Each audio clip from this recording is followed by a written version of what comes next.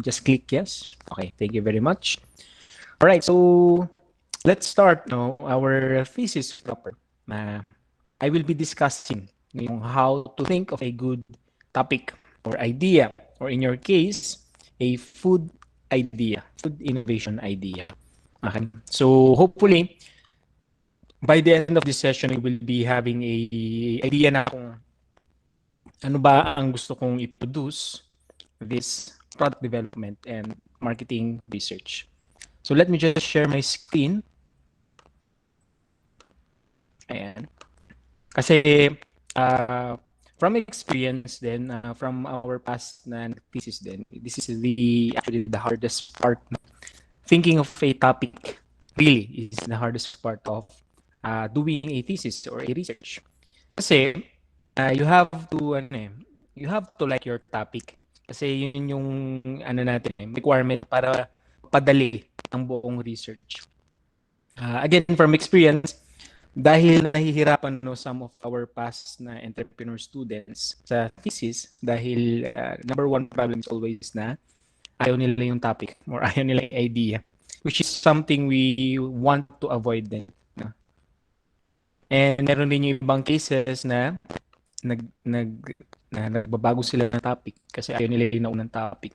So hopefully, before we proceed with the later parts of our research, we should have a topic, no? A topic that we like, no? That we want to research. Yan yung i-discuss natin for today. Okay, I think everyone is here naman, so pwede na ako mag-full screen at wala na mag-join. Alright, so selection of topic. Novel idea. The mother of all successful proposal is always the research topic. Selecting the right topic. Okay, in your case, selecting the right food to innovate or to produce. Yeah. So, what will be the main product that you will offer for your business plan implementation course? Now, these are the questions you should answer. No? What problem will your main product address in your locality or in your region? Or describe why there is a need to offer such kind of product. Now, with the second question, this is very important. No? When we try to think of a product, it should be solving a problem. No? Kaya yung second question dito is, what problem will your product address? No? So, for you, if you will think a product later on, think of a problem first in your locality or in your region. Then you will offer the product that will solve that problem. By doing that process, you know that your product is good, okay? Or your product has a market. Problem is, again, from what I have seen, not only dito sa school, but even in yung mga existing na businesses na, number one cause of failure is they are trying to sell something na wala namang solution, that is not a solution to a problem. Okay? That's why we need to identify the problem first. Ayan. Or describe why there is a need to offer such kind of product.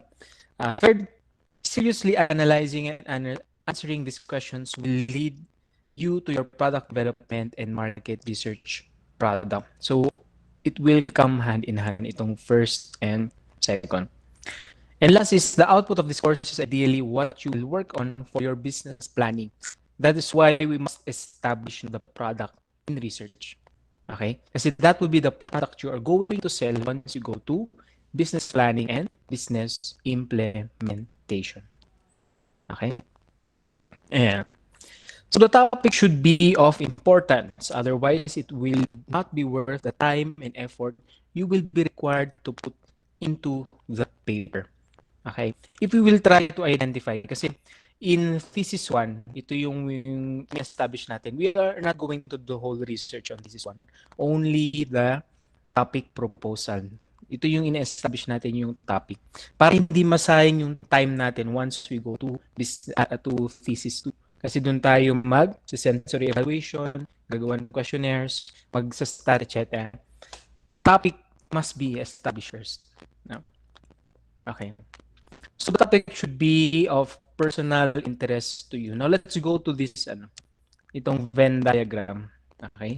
Skip ko muna yan. I will zoom in dito sa Venn diagram. Okay? This is one way of identifying a good product. Okay? It should be your interest. Okay? I'm sure most of you, ang interest nyo is nasa food, of course. Pero what type of food or what theme of food or what cuisine do you like? It is always should be in your interest. Now the problem here kasi is you are working in a group. Individual to it is very easy no to think of an interest. But if you are working as a group, you must identify your common interest among the four. And dito tayo nagkaka-conflict. Dahil sometimes, di ba, hindi tayo pare-pares ng interest. But in your case, you have to select or we have to identify the common ground no, among all group members. Skill, it has already been established. We have been providing you the skills, di ba, since your first year. Ayan, you have your laboratory. So skills, meron na to. Value, what does the product entail to your family, to your friends, to your group? The problem that you are trying to address or yung community na sinusolusyonan mo ang problem. So, the product should have value. Okay? By combining these three, ayan, you will now think of a good business, a topic. Ayan. Research optimal design of analytical learning tools or your topic. No? Ayan. So, repeat ko lang. Oops. Your interest should be in your interest. You should have the skill to produce a product and the product should have value to your stakeholders. Stakeholders in tawag doon, your family, friends, community, your group mates, etc. Okay? If in the case na wala yung isa, kahit isa lang dito ang wala, the topic or the product idea is not good. So these three must be present. All right? Okay. By the way, I will be sending this presentation later. No? Okay. The topic should be interesting and intelligible to the general reader. Avoid topics that are highly technical or specialized, and which in case require an expertise, you should not presume to possess. Okay. When we say that your product should be interesting, diba? The customers or the market should be able to relate with it. No? Kaya nilang makirelate dun sa product. Do not create a product, let's say, na pang matalinong tao, a product na pang mayaman. Kasi you are now creating a gap between dun sa target market, which is something we are trying to avoid. No? So try to think of a product that your customer will have interest with. No? Ayan. Keep in mind that your paper will be read not by specialists, but by your classmates. And this is the easiest way, to create a topic or a paper. Hindi lang dapat kayo ang interesado dyan. Even the readers, especially by your classmates. Kasi, why classmates? Kasi you have equal grounds, di ba? You have equal footing. So what is interesting to them is something that is positive, no? Kung yun ang iyong naging topic. The topic should acquaint you with a cross-section of source materials. Now, this is very easy naman kasi almost all topics have source materials now because there are a large number of researches done that is related to food. So, hindi tayo mahirapan dito. If your topic requires you to merely consult one book or interview one person, you are depriving yourself of a long benefit of the college research paper. Multiple resources. Okay? Multiple expertise from different people. Ayan. For example, if your product is a baked product, syempre, wag lang kayo magko-consult kay Mambani. Of course, Mambani will give you the expertise. Tama yan. But syempre, we should also consider yung expertise of others. Okay? Ayan. I'm not saying na na hindi maganda yung ni Mambani. Of course, maganda yung sasabihin niya, but multiple resources tayo. Multiple resources. Ayan. The topic should be of a manageable scale. It can be satisfactorily completed under the conditions and constraints prescribed in the syllabus.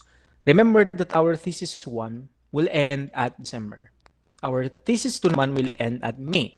So, our topic should be, dapat yung product na maisip natin, we can we could accomplish within those period. Okay. Do not go large muna, no? For example, sir, I will create a food na kayang magtanggal ng pores. Okay, that's impossible muna, no? I'm not saying it's possible. It's possible, but it would take maybe 5 to 10 years, and it would need a lot of resources, no, to create a product. So let's manage our topics, no, yung kaya nating tapusin within the time frame given for thesis 1 and thesis 2. Okay? All right. There's nothing new under the sun. Stealing from one source is plagiarism, while stealing from many is research. Tama to, actually, this is a good statement. No? That's why we need multiple resources. Actually, that is the purpose of research. No? Gathering sources from different sources. Ayan. We collate it, we create our own research. Ayan. That is actually the concept of researching. But if we're only going to use one source, that is already plagiarism. Okay? Yan. So where can we get our ideas from? You can always ask sa amin, mga advisor nyo, committee members, colleagues, even your friends, family, pwede nating kuhanan ng ideas yan. Reading literature such as books, articles from the internet, even yung magazines, even yung mga newspaper, ayan, and all types of publication. The easiest idea that we can get is from the internet, or we can go to the library. Our library is very big, no? Ang daming sources na pwede natin makita dyan. From conferences or seminars that you have attended, especially during COVID, na ang dami-dami ng seminars, di ba, webinars. Look what has been funded, who gets funded, and by whom. We can maybe ask the assistance of Sir Leslie here, no? Ang dami niyang mga funded na researches. Draw inspiration from anywhere you can, and ask yourself, no, what is a great idea? No, what would be your answer, no, to that question? What is a great idea? Ayan. I wish I would have thought of this first. Okay. This is something that students should answer, no, muna before they continue the whole research process. The topic should have a need based. It should be need based. No, there is a need for a product. Okay, that's why again, in relation to number 2, it should solve a problem that exists. No, ano ba yung mga problems na pwede yung solusyonan? But it could be an oversupply of a vegetable. Diba? Farmers that is na tinatapo na lang nila because there's an oversupply. By using that vegetable as my main ingredient, I'm already solving a problem. No, yun palang idea na yun. That's already a good business, a product idea. And there are a lot of problems actually. All you have to do is to look for these problems. Number 3 is something is unknown to fill in the gap. Okay, I think some of you ask, what if I will, I forget ko ano group ni nagdami. What if I will produce a product that is not introduced dito sa Cordillera, but it is already existing in other countries? Actually, that is also a good idea. No, that is a good product idea. As long as wala pang nagpo-produce dito sa ating locality or sa ating country. Ang tawag dito is introduction, di ba? Introduction of a food product. Pwede natin gawin 'yun. Okay? Kagandahan nun, maybe I'm giving you ideas. What if a dish that is commonly popular from in other countries that is not existing here in the Philippines, we will get the dish and we will infuse our local ingredients.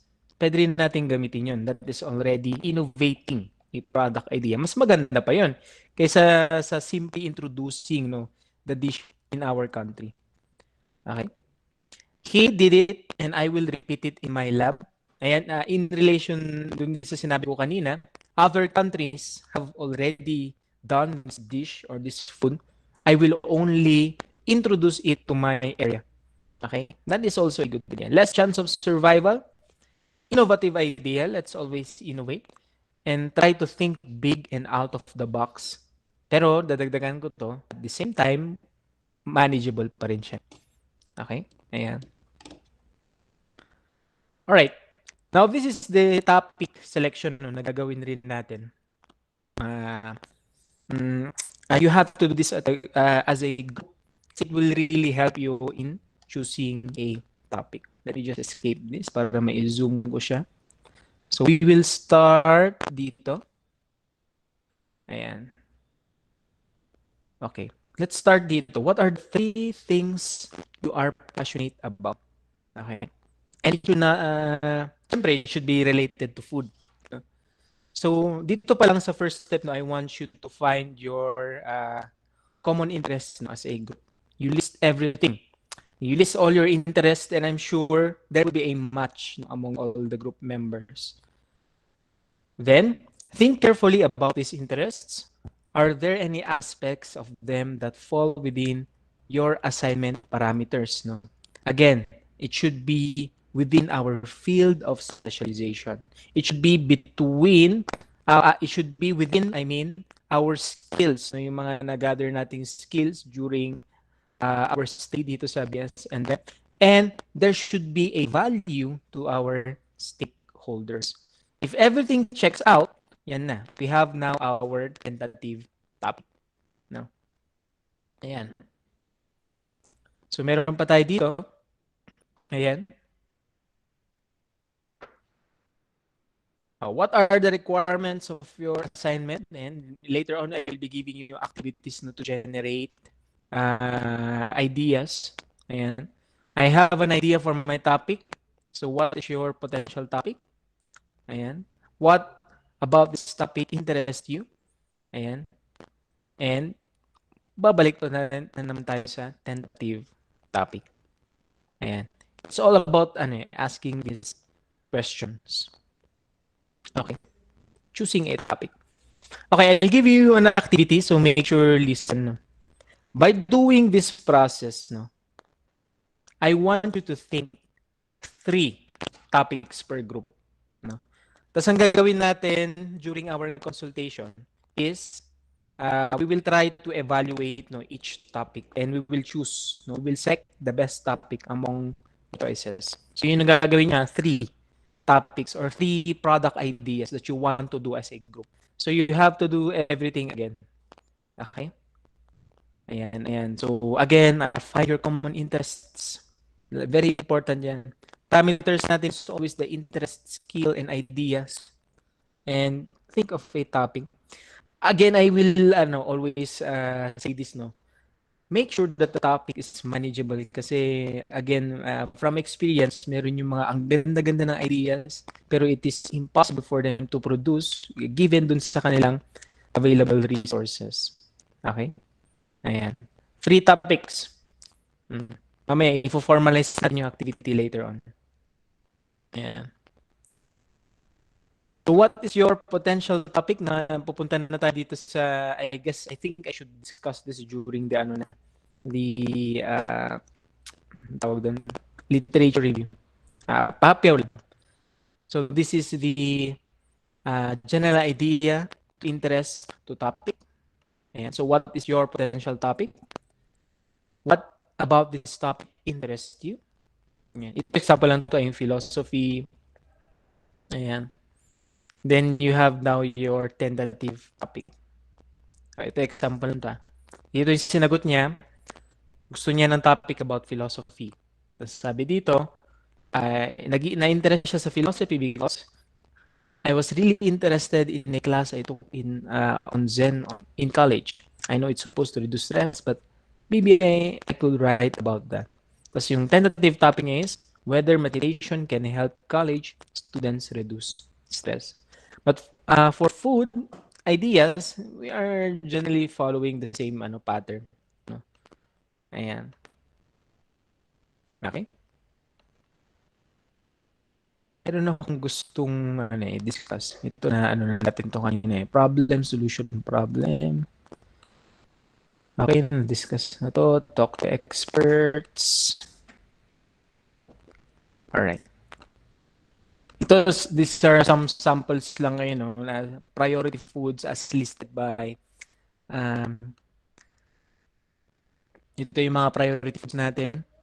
Ayan, local vegetables. Yeah, this is applicable sa atin. Root crops, rice is always a priority food. Local berries, herbs, spices, nuts, seaweeds, edible mushroom. It is now a trend, the edible mushroom. Maybe you can use some of these priority foods in your product ideas. All right. Mhm. Okay, I think these are lang naman additional readings na you can read later on. Ayan. Wait, let me just see. I have a material here. Let me just find that. I'll show you some product trends.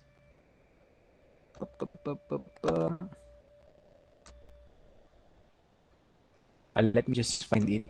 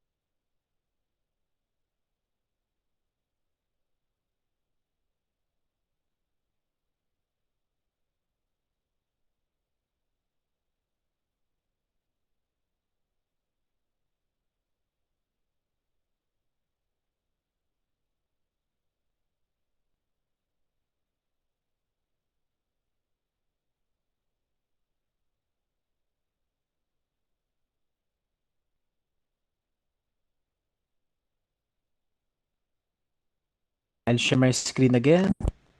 Ayan.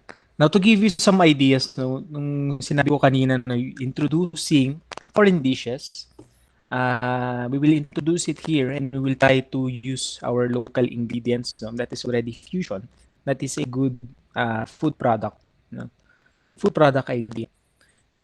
So, ayan. So, ito yung some of the foods no, na it's popular in other countries yet not known in the Philippines. So, something maybe we could take advantage of.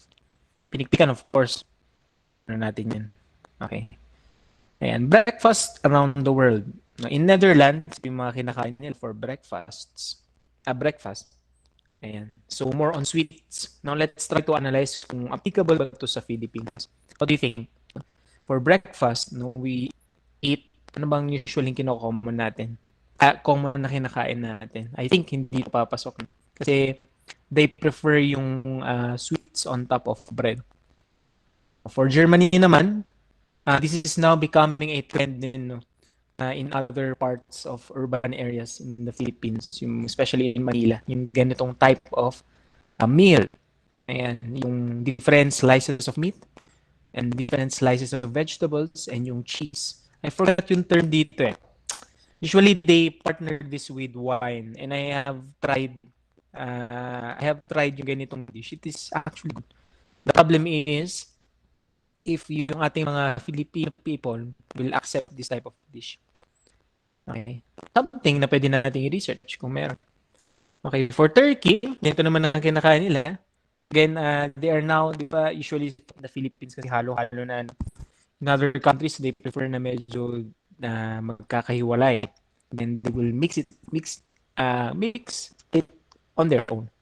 Ayan. How about ito? This is now an English breakfast. No? Again, this is now becoming popular no, for restaurants, especially in Baguio, yung English breakfast. Yan, meron tayong bread, meron tayong beans, eggs, yung meat in form of sausage. And we have some sweets, yung mga ganito. Okay. In Italy naman, they only prefer yung croissant and yung bread, tsaka coffee. Do you think it would be applicable in the Philippines?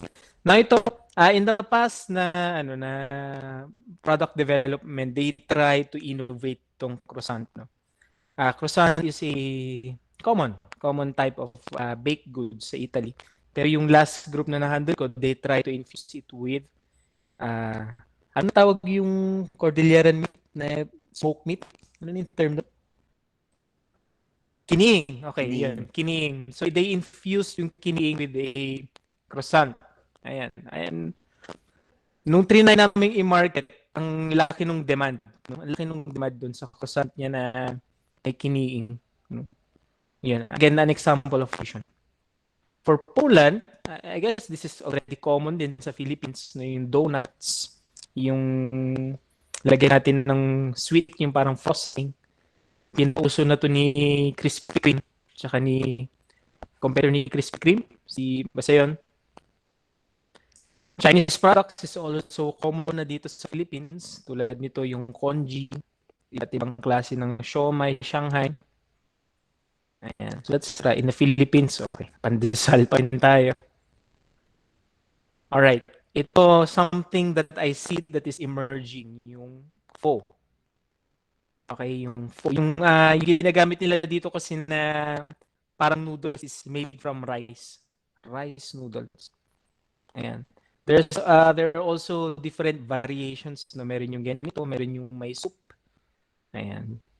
But if you try to innovate yung ito na yung we try to research. Meron na bang existing dito na gumagawa ng rice noodles?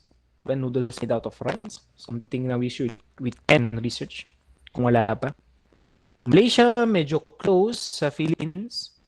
And meron silang nuts. And may pansit. Dried fish, vegetables, egg. Okay. Korea, ito. Something that is not popular before. Pero someone had introduced yung Korean products and you see now it is very, very popular in the Philippines. I still remember when I was kailan ba ito introduce? Nung first year college ako eh.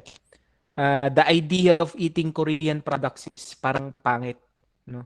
Sinong gustong kumain ng mga kimchi, ng mga kung ano-anong maanghang. But now, diba, because of innovation din, ayan, it is now one of the popular types of food in the Philippines. Of course, with the help of the emergence of K-pop, mga Korean entertainment. Okay, for Singapore, curry-based, ito I think wala pang nag-ano dito eh. Offer yung parang curry sauce. Then they have yung sabihin ko sana tutong. Yung pagluto nila dito is para siyang bread na matigas na parang very similar sa tutong makanin. Yeah, maybe you can introduce that. And in Costa Rica, this is the breakfast. Diba? Yung eggs, different types of omelets. Okay, if someone maybe could innovate yung a new form of omelet. No, yung mga egg-based na dishes. Mexico, they always love their spices. Ayan. Costa Rica, para siyang imagine yung bibingka na may meat sa on top. Is that possible? Pwede kaya dito yan sa Philippines or sa Cordillera. Bibingka, then we put maybe kiniing or itag on top. No? But this is a common dish in Costa Rica. And they are always eating this for breakfast. In the USA, syempre pancakes already existing in the Philippines. Pero can we still further improve or innovate pancake? No? Ayan. Something na pwede nating gawing topic. Okay? Ayan. So those are just some examples ng foreign dishes that we could introduce in the Philippines, and we could also innovate, no? Ayan. I'm sure there are a lot more ideas na pwede nating pagkuhanan. And the easiest now is always the internet. Okay? Always the internet pa lang tayo. Ayan. So I guess we can stop there. No? For the coming days, no, let's concentrate muna in thinking or brainstorming no what topic na pwede yung isabak no in your research. So do we have any question? Our next meeting na would be consultations na per group. So your assignment would be 3 topics. No? I want you to think of 3 topics, and in our consultations, we'll try to choose. We'll try to select. We will try to make pros and cons no, per topic. So we would be selecting the best topic among the 3. So questions? Before I end my short na discussion lang naman. I think we only took 30 minutes. You ask your questions na. Ayan. By now, I'm sure nag-iisip pa lang kayo. Kaya you can ask your questions later on. I forgot sino yung nagtanong sa akin nung nakaraan. Si Daisy Bell ba? Nagtanong sa akin. Chloe ata. Ito ba Chloe? Hanapin ko nga sa ano. Ay, hindi. Ano na lang pala natin. Chloe sa i-private lang natin during the consultations para yung ideas it will be ourselves muna. Kasi Mercedes. No, I forgot. You just chat me. Okay, questions? Going once? Going twice? Okay. Alright. Sige. If no more questions, can I request everyone to please turn on their cameras? Tayo muna ay mag-picture taking before we say goodbye to one another. So please turn on your cameras. Let me see kung sinong di naligo. Ayan. Ayan, mukhang mga fresh. Uy, naka-gaming chair si ano. Si Chloe. Tama ba yung pag-pronounce ko ng name? Chloe or just Chloe? Okay, tama. Chloe po, sir. Let's wait for Winnie, Ryan, si Ben Hayes. Thank you, Miss Yani, dahil ikaw, I think, first na pumasok ngayon. Wow, talagang magbawi si, sir, hindi na ako late. Ayan. Alright, sige. Count of 3. Wait lang, wait. Ready ko lang yung aking screenshot. Okay. Count of 3. Give me your best smile. 3, 2, 1. Smile. Okay. So, thank everyone for attending our second synchronous meeting. I expect you to be present then in our consultation. So, again, thank you very much and have a good day. You can log out now. Goodbye. Bye, sir. Thank you, sir. Thank you, sir. Goodbye. Sir.